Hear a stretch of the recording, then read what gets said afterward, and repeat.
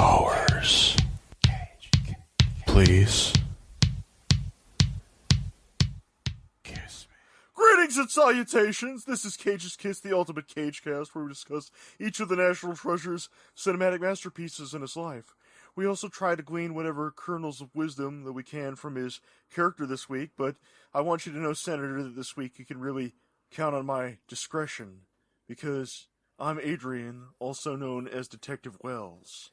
And who are the rest of you, if that's your real name? I'm Donnie Von Teese, and I do hardcore pornographic material. Ooh. Yes, print is not dead. My name is Linda, but you can call me the Cheese, and I'm going to be a star. Are you the Dick Cheese this episode? I'm the head cheese. That's right, Linda. Just over on the mattress, the one wrapped in plastic. Yes. My brother makes a good head cheese. Say hello to the nice man with the razor blade, because this week it's 1999's 8mm. Yeah. Is this what you call an establishing shot? Oh, Lord. I'm just like Mary Pickford in the Black Mariah.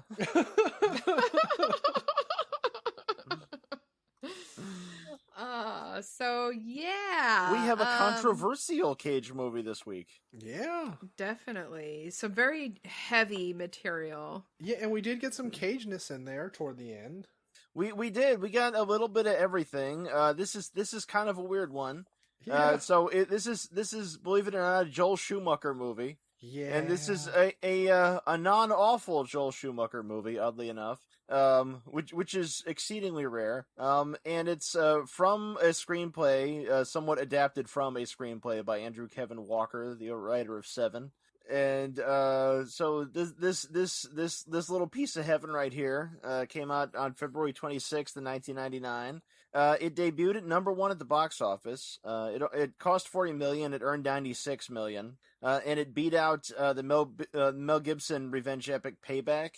It beat out 200 Cigarettes, The Other Sister, Office Space, and She's All That. Apparently she wasn't. And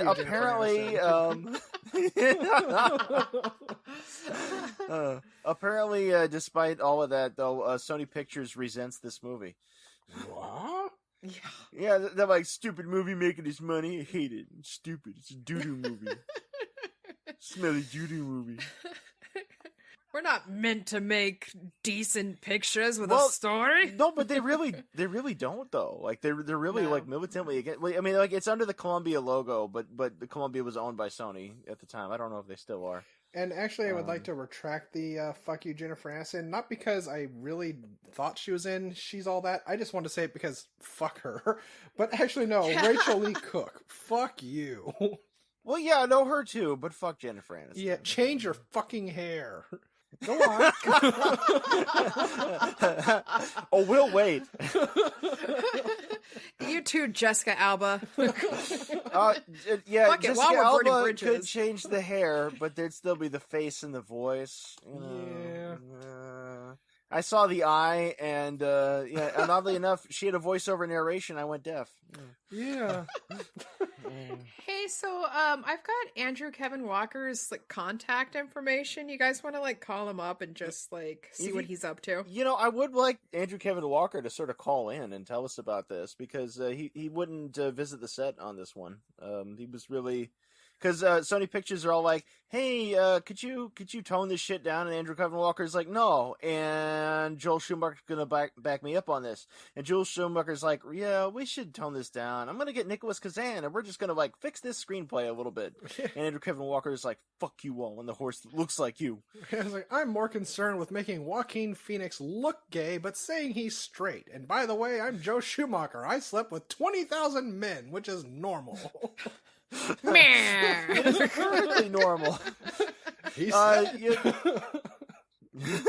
kind of a treasure, though. Yeah, he gave Batman nipples. Let's talk. Yeah, which was actually the best thing about those movies. Bless him. Let's take a minute about Mr. Schumacher. Okay, so early on, mostly a screenwriter. He wrote Car Wash. He wrote The Wiz. Hey. He directed The Lost Boys and Flatliners. And he did stuff that you can actually like without feeling too bad about it, like St. Elmo's Fire and Falling Down. St. Elmo's Fire. He also did some stuff that no one should ever watch, like The Number 23 with Jim Carrey. The Phantom of the Opera. Ooh. And as Donnie mentioned, Batman and Robin. Yay. And he did some stuff that you didn't know that you didn't want to watch, like Bad Company with Chris Rock and Anthony Hopkins, and A Time to Kill. Ooh. And he actually directed Cage again later in the much cheaper movie Trespass in 2011 with Nicole Kidman. Jesus. Yeah, that one's it's no 8mm. Well, once you've had a taste of Cage Free, then you come back for more. Speaking of the running neck and neck bad Cage haircuts, Trespass is really up there. Oh God. Yeah.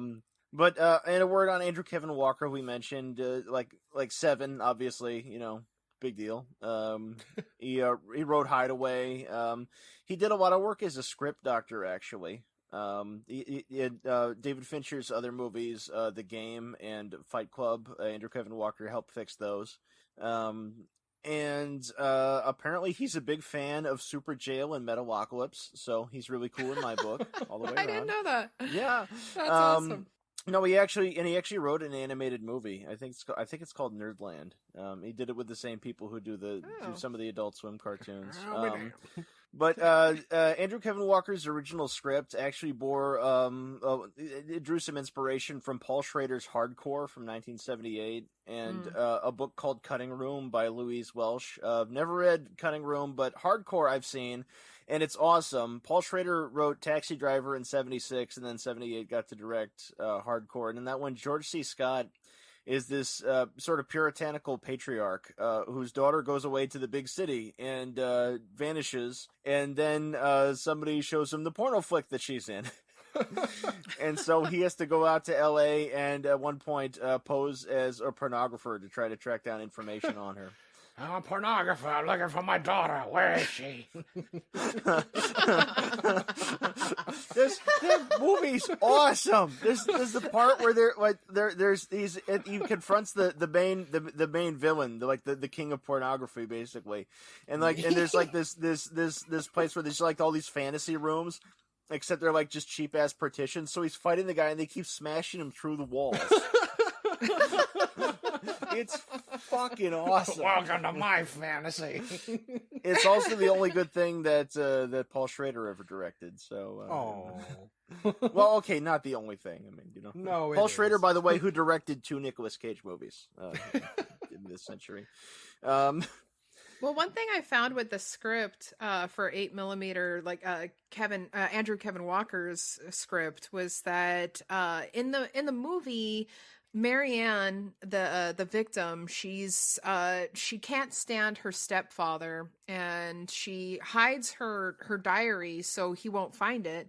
But in the script, Cage's character finds the diary, and it was actually his. There was no stepfather. It was her father, who committed suicide a little after a year after she went missing. And turns out that he had been touching her in no places. And Sony was like, we don't want to make our audience feel bad. Yeah. We don't want to have Nick Cage jerking off in the toilet. We'll make a healthy murder movie, but none of that rape stuff.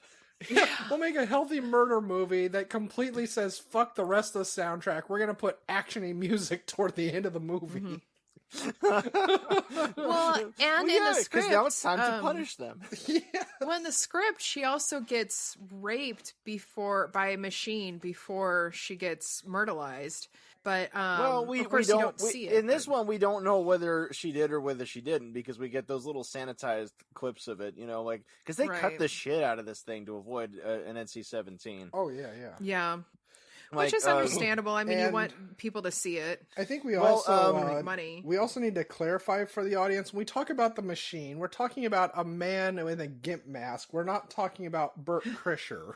Yeah, no, so we're talking about kind of Kreischer. a chunky, Love Bert. hairy dude in a vest, wearing a zipper gimp mask, and he's got a pentagram tattoo on his hand, and he likes As to you be do. in these hard bondage movies where he like cuts girls' throats and stuff.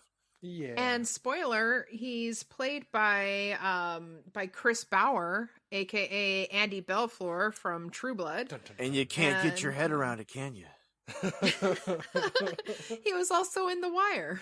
dun. Yay. Girl, you couldn't buy my wire.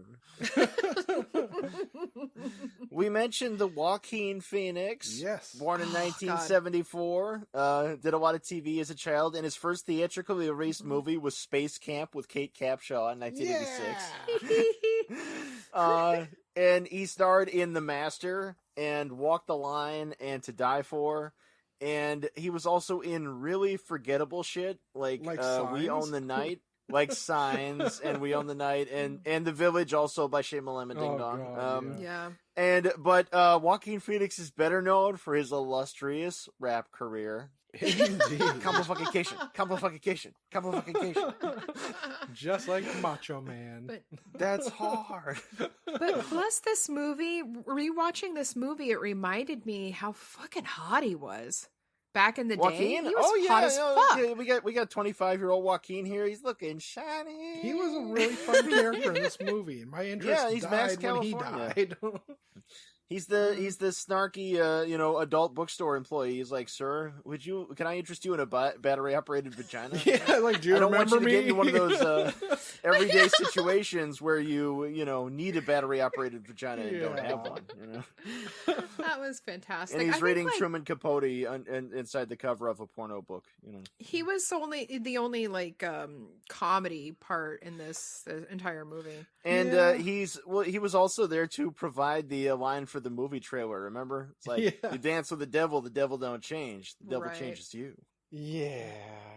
Which apparently Schumacher got from watching a talk show. I was gonna say, did you get it from a fortune cookie? Yeah, no, and then Joaquin Phoenix is like, "Hey, pops, you ever dance with the devil in the pale moonlight?" Oh, that's a good one.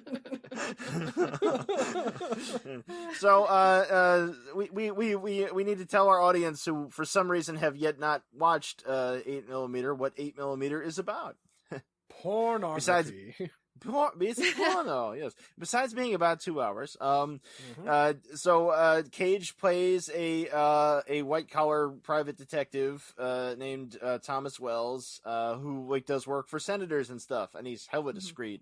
And this rich old lady is like, "My husband died, and he was kind of a big deal. And then we opened his safe, and I found this snuff film, and I was terribly upset. Is it one of those real snuff films, or just some of that fake shit? Go find Oh out my for God. me." Was Myra Carter just in the studio? Yes. That was eerie.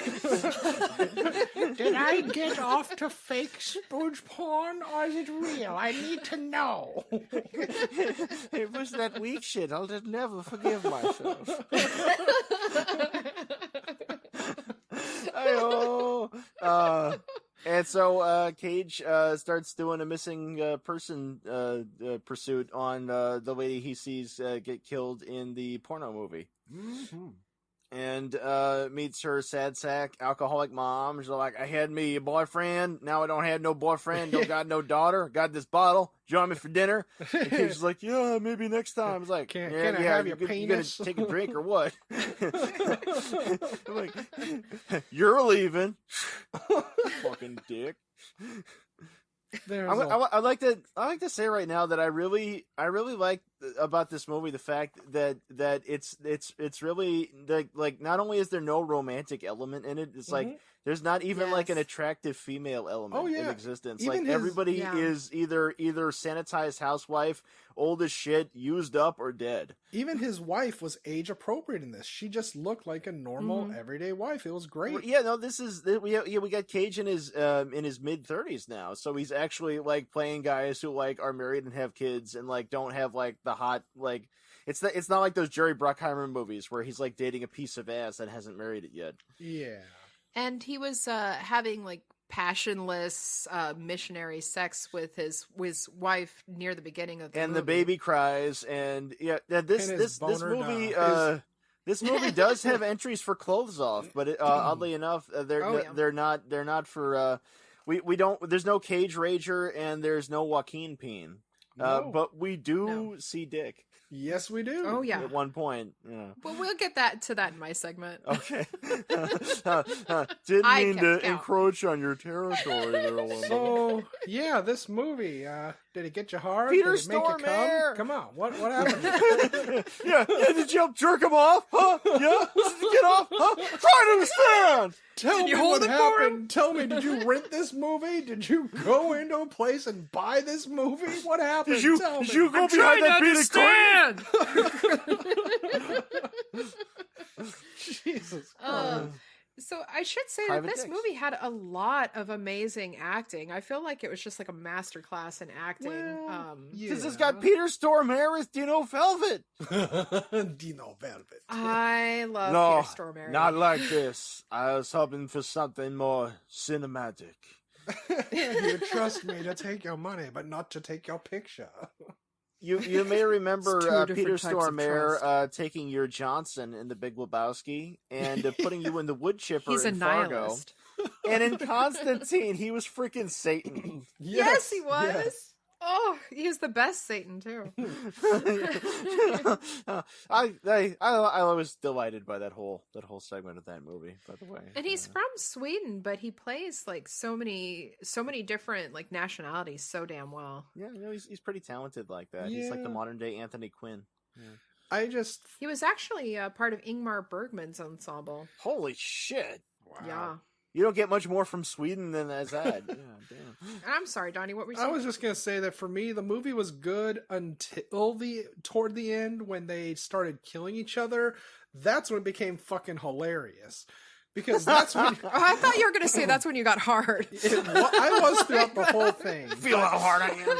It's like Nick Cage was fucking jerking himself toward the end when he calls up the mother of the daughter that was killed, and he's like, my God. "Tell me, did you love her? Did you want to know what happened to her?" It's like, because he's got James Gandolfini, he's got him with a wire tied around his throat, and he's gonna kill him, and he's trying to shove the gun in his mouth, and James Gandolfini's just mocking him, telling him he can't do it, and he really can't do it, so he has to No. call up the mother of the victim and get the Cage Rage. He's like, oh man, He does, it's and soft. it's sad. It's like he tells her, like, basically, you know, hey, I want to kill this guy, but I need you to tell me to do it just for got like my legal gun out, reasons. but you know, yeah. It's like I Tell don't me know. it's okay to punish them. Yeah, it's like don't ask why. I just need you to say loud and clearly, yes, punish and kill these people responsible. No reason. Just Another for thing, funsies. another thing that got cut to avoid the NC-17 was on camera Cage pistol whipping James Gandolfini. That was actually shown. in the I wondered original cut. about that. Yeah, because like they do a kind of "Don't Look Now" thing where he starts beating him to death Yeah. and then he walks out and the sound continues. But I mean, you had that made me laugh. And then the thing I still remembered when I saw this in theaters with my cousin who loved fucking Nick Cage more than any man should. Jesus Christ! Did you just bring this guy along anytime you needed to see No, a Cage every movie? time a Cage movie came out, he took me to see this. Oh, This he was like took his. you. This was Okay. his Cage porn, and it's the thing. So we're encountering a series of atrocities that was Yes. committed to you. This is like Against This is my like therapy right now. But the thing Okay. I remembered at the end in the theater is still the thing I remembered and love at the end of this movie. Every time I've seen it, I've only seen it maybe 5 times in my lifetime. Is when you have Nick Cage at the end, and he's acting like the most beaten down, downtrodden fucking guy. Like he's been through so much shit, he can't even handle fucking mail, and he's just raking his leaves like an old man Cage outside. And it's just the funniest shit to me. I mean, I know he's been through trauma, but it's just fucking hilarious. Save Kill me! people. Well, No, come on there, Leonard. He only killed 2 people. I mean, well, at the same time, it's like, on. okay, look at what happened when he came out after pistol whipping James Gandolfini. His hand was shaking. Yeah, it's like, oh my god, he's twitching. He's lost it. But then the motherfucker goes after the machine. you It's gotta take on Yeah, the but machine. I think he was God, just trying to get it all out with and like done with. He could have That's just the beat best off part, on the too. body. I mean, Jesus, Where- that where would he's- have done where the he's- same. where he's in Machine's house, you know. Yeah, it's like, well, then that had to remind me too. The reason you didn't see him beating off on the bodies is because this wasn't Nick Cage in a Serbian film remake, so that made sense. We're still waiting on that. Yeah, the ink hasn't dried. So, apparently, in early stages of this screenplay existing and shit like that, before Joel Schumacher was attached to direct, Russell Crowe wanted to do this movie, and they were going to do it on a small budget, right? Like kind of like you know, like a shot on video kind of a thing. Yeah. And Russell Crowe was interested in doing like kind of like small, dangerous movie, and he had one condition to be in the movie, and I think it's a little weird and self-serving. In that he wanted there to be a scene where he sees some child pornography. He takes it out of the VCR, he puts it in the trash can, and puts a cigarette out and sets it on fire. Huh. Right. Yeah. Well, instead we get Nick then, Cage picking it up and then wiping the grime of all the filth on his jacket. But then Nick Cage had his agent call Schumacher and tell him that he wanted to make the movie. And Schumacher called John Calley, bigwig from Sony, and said that they could either make it with a small budget, like handheld, with Crow, or make a bigger budget movie with Cage. And of course, Calley chose the Cage version. Yeah, Sony's all like, big budgets, we love those. We don't know what they're We for. love it. It's a good looking movie. It was Oh, definitely. it was shot by Roger Elswit, who worked with Paul Thomas Anderson. He's Paul Thomas Anderson's cinematographer. So he did stuff like Boogie Nights.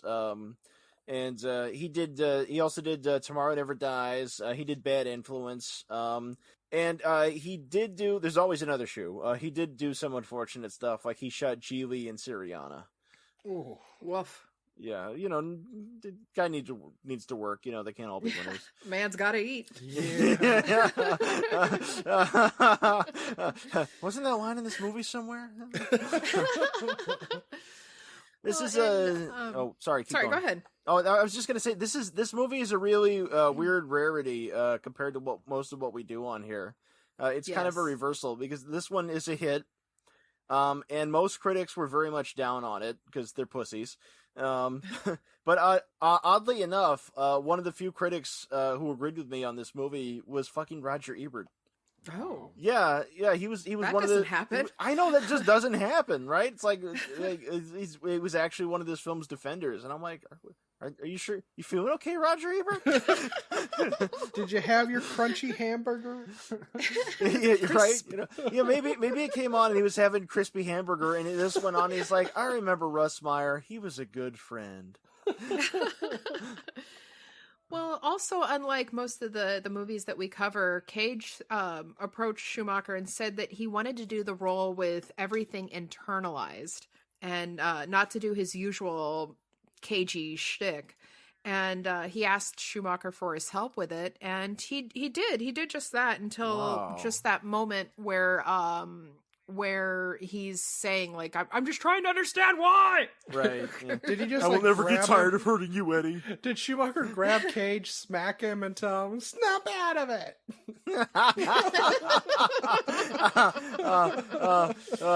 So Cage, kind of a white collar, G-rated private dick kind of guy. So is this a sequel to Honeymoon in Vegas? Hey. Or a prequel. Things did not work out with Sarah Jessica Parker. I guess not. IRL. Or, yeah, they just replaced her. Womp, womp, womp. I've been recast. This is a sequel now. It's James Caan all over again. What? You skin cancer? You ever get skin cancer? It makes you want to make some porno movies. That's all.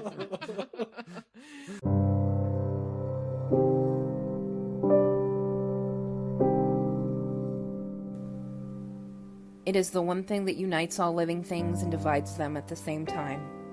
It is both freeing and paralyzing. It is the end of pain and the beginning of pain. In Coffin Cast, I seek to shine a light in the darkest of all places that we all will face, death.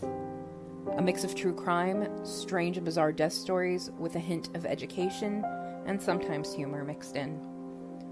Hosted by me, Kristen, with new episodes every Monday at 8 a.m. Central. Available wherever you listen to podcasts.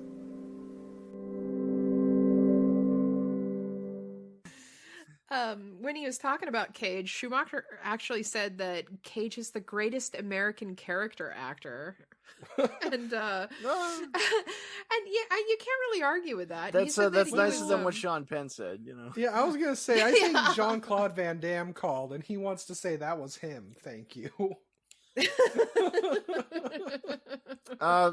For those of you who will never know or care, there is an 8mm 2 that has nothing all to do with this movie whatsoever. It has as much to do with Troll 1 as Troll 2 did. Yeah. So it is an erotic thriller made in Budapest. And Nilbog. And the main character in that one is this blonde, rich idiot woman named Tish. And she and her husband are on vacation, and they get sent blackmail photos of them like having a three-way with some lady. And Tish's reaction when she sees the photos is like, "Wow, we look seriously hot in these." Yeah, it was filmed in the town of Sinep. Sinep is penis spelled backwards. Oh my god! Dun, dun, dun.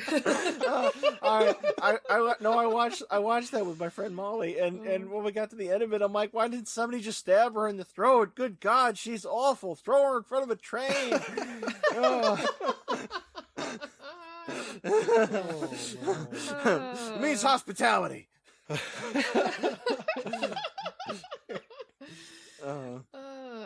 So, Linda, you did a lot of research on the original screenplay. Mm-hmm. Yeah, I was just explaining earlier, I took a screenwriting class back in college, because, hoity-toity, look at me. You went to college, loser. I got an education. And the first day of class, my professor actually handed out the script for 8mm. So it was a joy reading through it and just like seeing how many things were changed. Well, class, what do we think about the example of the 3-act structure? Well, at the point where the guy's ring gets broken, I thought that was really fascinating. Yes, in the one man, one cup segment. Yes. Was it the script that got changed, or you? Can't it be both? Oh, and we should say that Peter Stormare played the porn auteur. Dino Velvet. Welcome to the world of Dino Velvet. Apparently, it was his choice to have his hair and his facial hair like that, and to eat the photo of Tom's family, which he then regurgitated. And there's no trust between perverts and pornographers. The whole industry will collapse on itself. I fucking love that. Yeah. And he actually had one day of training with the crossbow, and he kept hitting the target. So good for him. Oh my God. Well, he is Satan. He can do whatever he wants. It's true. And I need to say that Myra Carter, the woman who played Mrs. Christian, she's mostly a Mrs. Christian. She's mostly a theater actress, mostly. But she also played. That explains why she kept wheeling into the foreground and projecting. But she also played Cora in The Storm of the Century. Ah. Well, nobody goes up that road no more. You mean her road? Only booze goes there. Don't mind telling you, it looks like about 40 miles of bad road. They say the path to a man's heart is stonier. Speaking of stonier, the role of Max California was offered to Marky Mark. Wow. Oh, Lord. That was Marky and Cage could have been in so many movies together. They should do He's a buddy bright cop and movie shining still. star. Come on, you guys. Don't you want the battery-operated vagina? You look like a guy that could use one.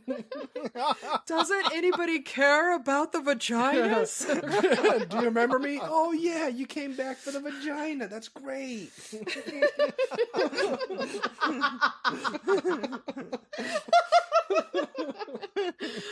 Oh, fuck you, Marky Mark. With Sam Jones as Dino Velvet. It was actually Joaquin's idea to pierce his eyebrow and dye his hair blue. So, nice. And he worked with the makeup artist to develop his tattoos and brands. So, Well, those ladies right there, they dig his style. Yeah. so do I. Yeah. But also Ginny Powell, the one who played Marianne Matthews, the Is a stripper. unfortunate victim. Yeah, she was a stripper who was just hired to be a stand-in for lighting before they even filled the role for Marianne, and they liked her so much and said that she had haunted. Yeah. so they thought she was perfect and hired her. They started throwing dollars at her and like, here's your paycheck. Get it to you. You're used to it. This is one of 2 movies for her, actually. Oh. See, so you can be a star stripping. That's right. As David Cross said, only in porn can you be called a star. I could have been a star. Speaking of stars, it turns out Machine was really Master Blaster. Yeah. Right? He has the mind of a child. Master Who ruled Bartertown? Oh. Well, he was kind of ordered around like Master Blaster. Yeah. Machine, kill them all. Kill them all. And it has the movie features a very young Norman Reedus. Oh yeah, he plays asshole boyfriend in jail there, and that's I love the Cage line there. It's like, hey pops, you want to pass me one of those smokes? And he's mopping the floor. Cage stamps out the cigarette on the floor. He's just mopped and says, I don't smoke. Yeah.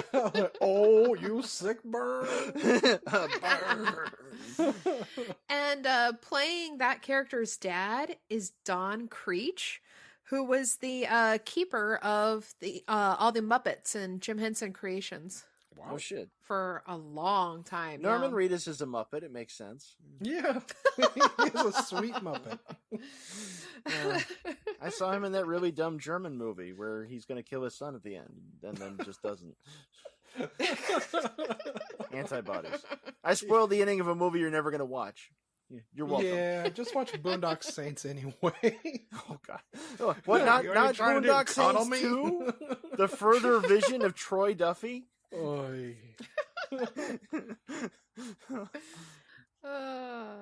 So yeah, I don't know about you guys, but I fucking loved this movie. No, I did. Oh yeah, I've always liked the 8mm pretty well. I don't think it's as good as 7. Obviously, it's not quite the achievement that is. I mean, it's still a Cage movie. But we're in sort of a rare decent Cage moment right here. You know, like if they'd cut right at the end, you could have transitioned smoothly right into frickin' Bringing Out the Dead because he's out front of the hospital with the ambulances. I mean, there's things you might change, but still, like, it's better than anyone dare expect. Back when I worked at the Hollywood Video, actually, I had this movie on my recommendation wall, along with a whole bunch of other things. Nice. And one night, a couple came in and they were looking at it and they were looking to buy something, and I talked them into buying the movie. And I think it was not even 2 hours later when they came demanding their money back. You son of a bitch! And I'm Did like, you tell them that what the that they should have got the battery operated vagina? I really should have told them exactly that. Well, I was really gun shy because I was new to customer service, and I pissed off a lot of movie renters, as you may recall. Yeah, you did. I really got people under people's skin. And but I was really gun shy at that moment, so I made my supervisor Brian like spearhead the return, even though there were like a lot of problems with it. And he said, you should have just told them where to go. I would have backed you up on it. I'm like, yeah, but they'll bitch. Now, You know? So this was before you started greeting customers, going, "Hey, hey, hey." No, I still did that. In fact, at the Hollywood Video where I worked, the one at Harrison and Division at Olympia, that's the one where people would come in and we would all say, "Hello, consumers." May I interest you in a pocket vagina? Did I ever tell you that there was one time at the Walgreens where I worked where we had a lot of tweakers, like a lot. I mean, it's a Walgreens. You're not going to not have them. And she was trying to make one of my supervisors do a return, and they saw some personal massagers that happened to be on the counter that had also been returned. And the tweaker really loudly goes, "Oh my God, Walgreens has dildos now!" It's a massager, sir. They're like, "Ma'am, we're a family store." It's a personal massager. Yeah, well, which one of the massagers will get me off? Just one won't do it no more. Got to cram two up there.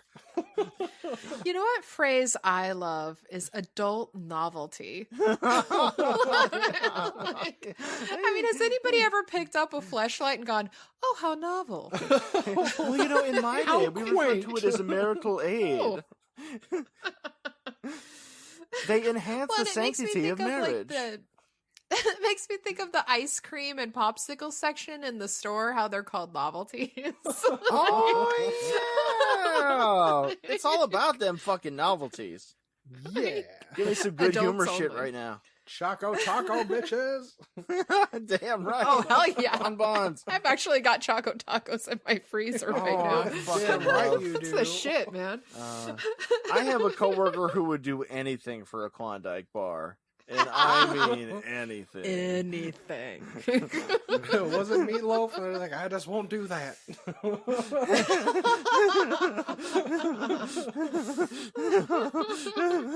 Oh, Maybe we could talk all night. But that ain't getting us nowhere. oh Let me God. sleep on it. Are we gonna face this off, or should we even try? Oh, well, yeah.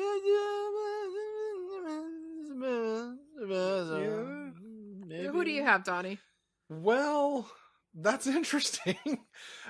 In Nick Cage's part, I would have put Paul Giamatti, and Shit, yeah. two He's my favorite actor. two really interesting choices for me. As the Machine, I would have put Dana Snyder, and I would have had him doing Master Shake's voice the whole time.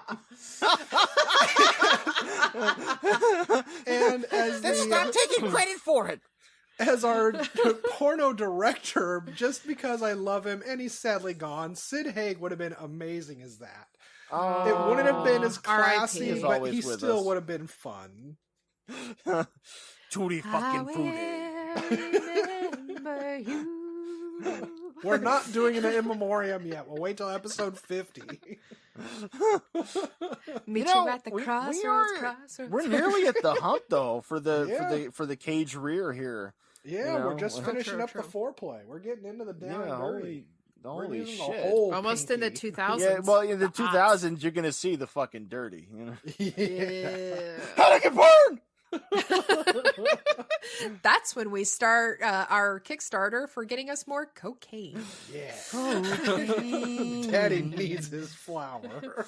I was making a cake for my mom. But, Adrian, I'm sorry, Donnie, are you? Oh, is that was that all I needed. Just Dana Snyder, Paul Giamatti, and there Sid Haig. there's so many routes you could go on this one for a recast. You know, like you could go like early 70s British. You know, you could have it kind of like a Mike Hodges, fucking Michael Caine kind of thing. You know, True. I will never get tired of hurting you.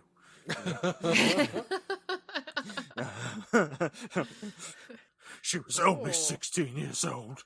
Jesus Christ. If you want to go really fucking trashy and awful and have it made roughly around the same time, you could make this into a Seagal movie. Oh my god! Oh Jesus! The difference is that the first 2/3 of the movie would last about 15 minutes, and the whole rest of it would be him kicking and breaking the wrists and faces of the other people, and there'd be like 15 pornographers. Could we actually just torture and kill each go and every the one British of them on route? screen. Could we go the British route and as Dino Velvet have Christopher Lee just for funsies? Oh. Not like this. No, not Please remove any firearms you have about your person. Bring her to me. Let me put my thinking cap on. This is what it sounds like when you stab a man. No, it's Christopher Lee as Fu Manchu, and the guy tracking him down is Peter Cushing. Nigel Green's in there as the James Gandolfini part. Now that's your movie. Yeah, fucking A. Oh man, Hey, we could still remake it. And actually, I wanted to mention there are some parallels between this. It's sort of tenuous between this and Kinjite Forbidden Subjects with Charles Bronson. Ooh. You ever see that one? No. It's a late term, a sort of Golden Globus era Bronson movie, where he's a detective and there's like a child porn ring or something and there's a guy who is a Japanese businessman who has weird ideas about sex who's in town, and he's sort of tangential to the whole thing. It's really odd because there's like this weird war against the mafia bit at the end. It's all sort of cobbled together. Huh. Can we reboot this as like a Billy Jack sort of movie? Oh god. Oh, okay. So he's got to go kill James Gandolfini, but before that, instead of calling the mother, he has to have a vision quest. Yes. Could it just be a new Bill and Ted movie then? They have to go back and get all these famous porn directors and stars to help battle them out. A la Infinity War. It could work.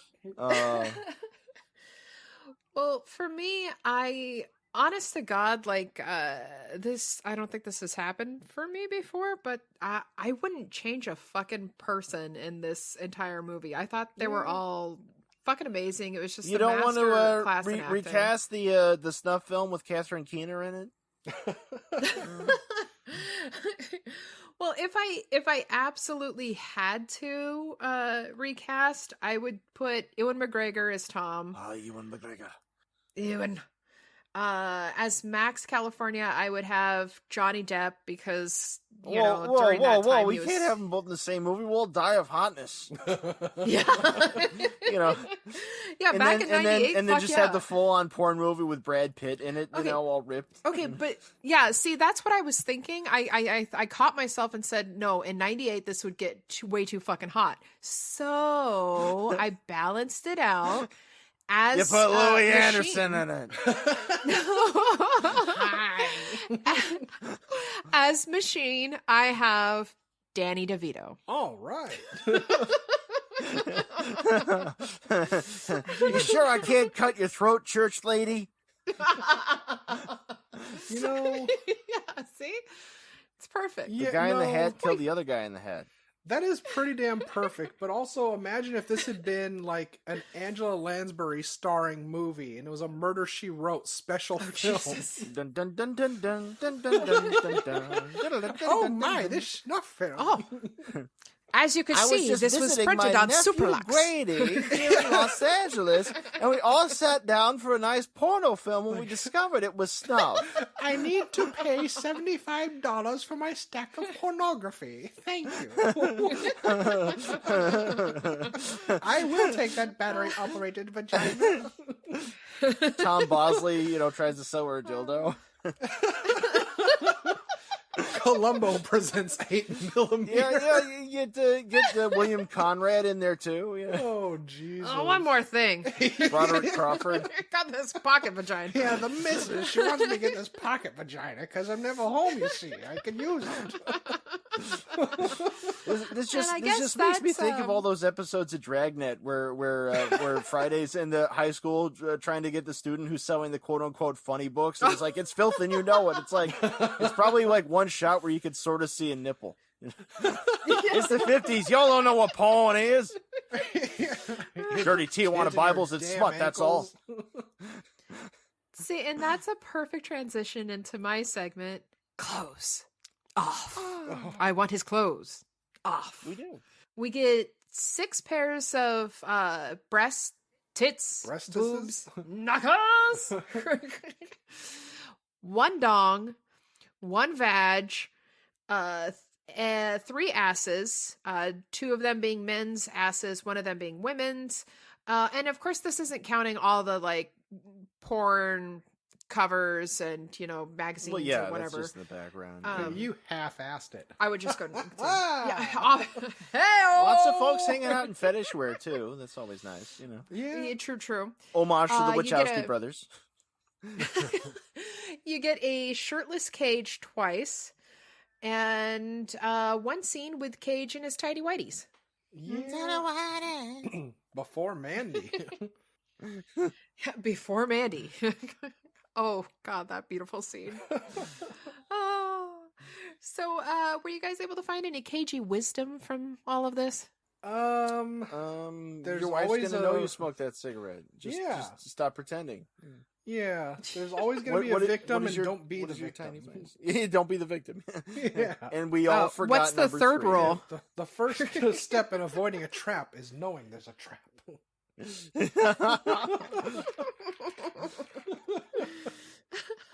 Gee, Dino Adrian? Velvet, I'd like to commission a pornography from you. I have money to spend on pornography.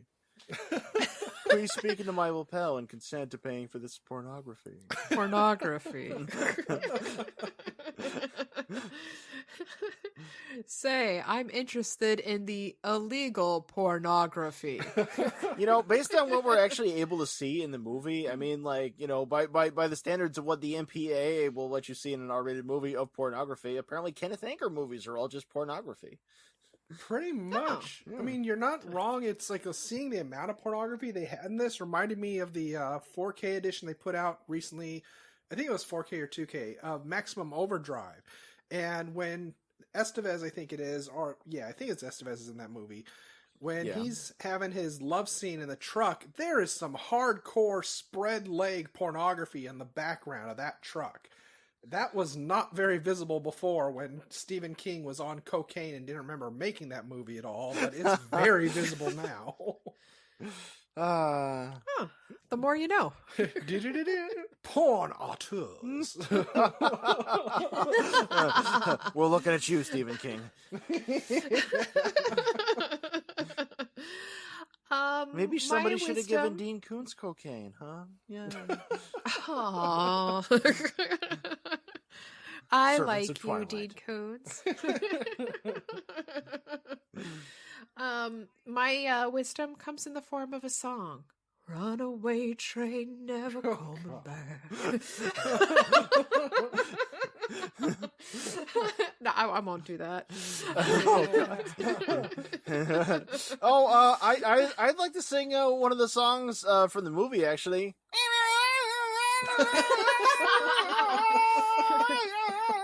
Eat your soul! That creative jazz. I actually didn't look up the composer, so somebody was responsible for that. Are you talking about the metal from Aphex Twin? No, Come to Daddy. no. I love that bit at the end with the record where he's stalking the guy through his house. Oh, that was so classy. The fight in the cemetery, like, that was. Although, they also could have gone the other route. Like they could have made it like Orson Welles' Mr. Arkadin. Where the wealthy baron type like hires the guy to discover his past because he claims to have amnesia before a certain point, and so he finds all these guys from his past and like they keep mysteriously dying, and it turns out Arkadin was just trying to track down anybody who knew about his past and killed them. So, As you do. so like the old lady has the mother of the victim get killed. Cage comes home and finds like his family dead, and then guys do wet work, pop up from behind the door and just kill him with a silencer and drag him off. Yeah, why not have Tangerine Dream just do the whole soundtrack over? Or even yet, just go get DJ Skrillex or something. Just bring it up tempo.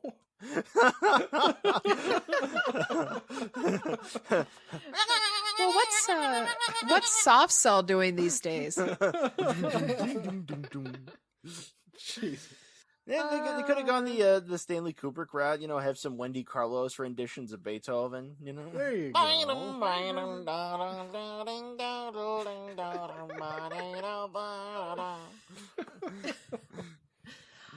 I suppose this is when we say, please listen, follow, rate, and review Cage's Kiss on Apple Podcast, Stitcher, Spotify, Google Play, TuneIn, YouTube, wherever, basically wherever you listen to podcasts.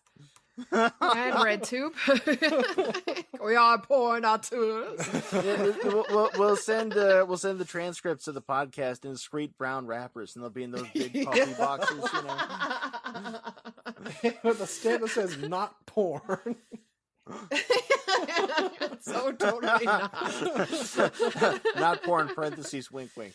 Yes, the packages are vacuum formed from old dildos. Discreetly. Those are I'm glowy getting ET ideas. fingers. Get it right. I'm getting ideas for our Patreon. Yeah. Remember, you can find Cage's Kiss on Facebook and on Twitter at Cage's Kiss. You could visit our website at cageskiss.com. You could write to us at cageskiss@gmail.com.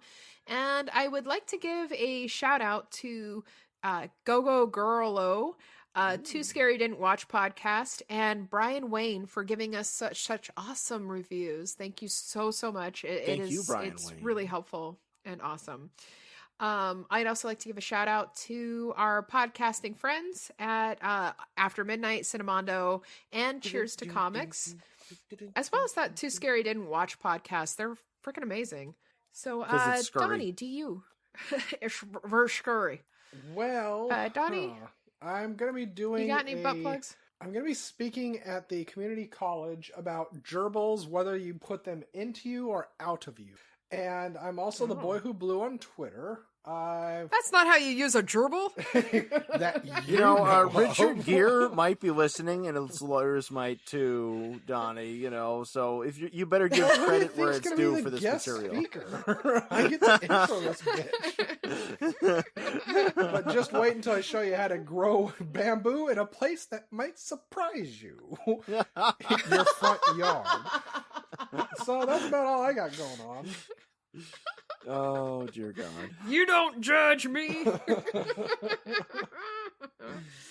Adrian, what have you got going on? I'm still Leo the Fox on DeviantArt.com. I'm still A. Smith on YouTube. If you go to DeviantArt.com or to YouTube, you can find links to my Patreon, where I'd like some money, please. Yeah. And we're going to keep the awesome train going, because next week we will be coming at you with Bringing Out the Dead. Bringing Out the Dead, the last good Martin Scorsese Bring movie. out your dead. It's been 20 years. I feel happy. I'm going to give you your first lesson in how to be an American. It's called Eat My Shit. Jesus Christ. Bringing Out the Dead, ladies and gentlemen. Until then, Don't I stabbed a fucking kid. say it. You know what the best part of killing somebody is? It's not when they see the knife. It's not when they feel it or when you hurt them. It's when it goes in. That look, that surprise. They just can't believe it's really happening to them. I don't know about y'all, but I'm hard as diamonds right now. Had a dildo that looked real enough. Remember, when you go to our Patreon page, we've watched 3 hours of hardcore pornography, maybe illegal pornography, just for you guys. I would like Just to for legally studying. say no, I have not. I did it all for you. My lawyer says I didn't do that, though.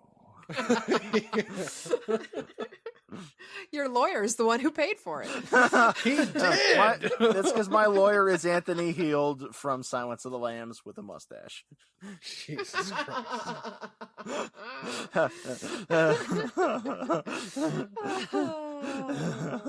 We're precious. Peach.